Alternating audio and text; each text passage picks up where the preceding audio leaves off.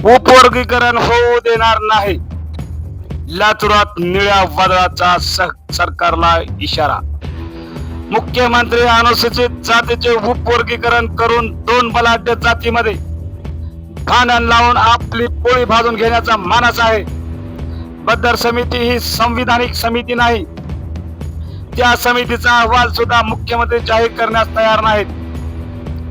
बद्दर समिती ही घटनाबाह्य असून त्याचा अहवाल सुद्धा घटनाबाह्यच आहे.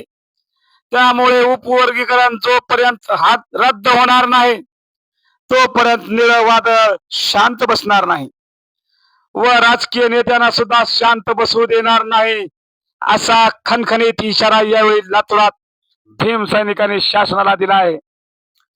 या आंदोलनात भीम आर्मीसह विविध संघटनांचा सहभाग होता.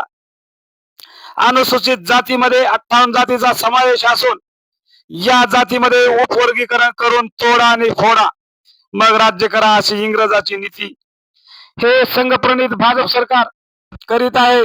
त्यामुळे संपूर्ण महाराष्ट्रात निळं वादळ उठणार असे वक्तव्य आनंदराज आंबेडकर यांनी लातूरात केले.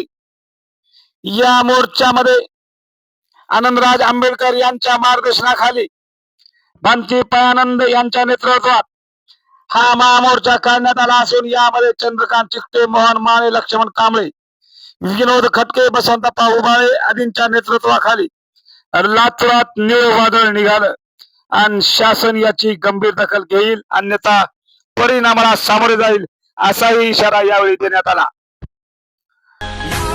यावेळी आंबेडकर चौकातून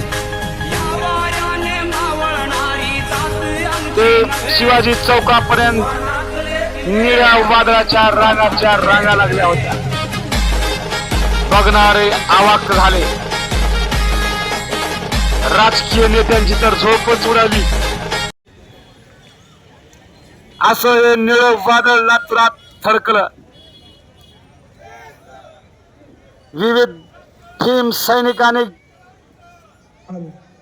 आंबेडकरांच्या जयघोषामध्ये आपला महामोर्चा लातूरातून दाखवलं. असाच मोर्चा संपूर्ण महाराष्ट्रात पेटून उठेल.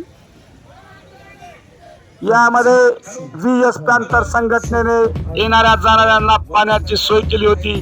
समाज गर्जना, न्यूज मराठी, लातूर.